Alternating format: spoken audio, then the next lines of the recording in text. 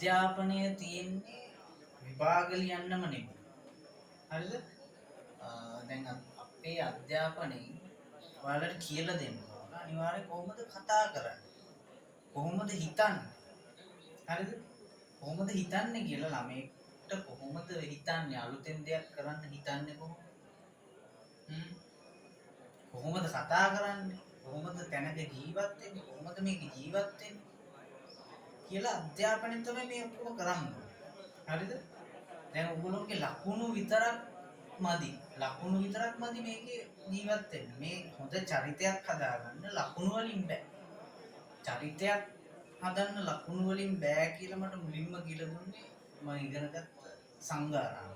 ඒකේ අපිට ඉගෙනුවේ ඇවිල්ලා ඒ කියන්නේ අපි කොච්චර ඉගෙන ගත්තත් මේ කොච්චර හොඳට වැඩ කළත් ඒකේ ලකුණු දෙන්නේ 10යි 15යි. මේ ලකුණු 100ම ගන්න ලියනවා.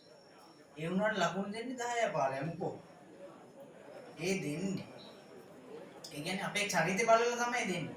හැබැයි මම නම් 10 15 ගත්තේ නෑ. මට හොඳට ලකුණු දුන්නා. මම පළවෙනියක් තමයි. ඒ කියන්නේ මට හොඳ චරිතයක් තිබුණා. හරිද?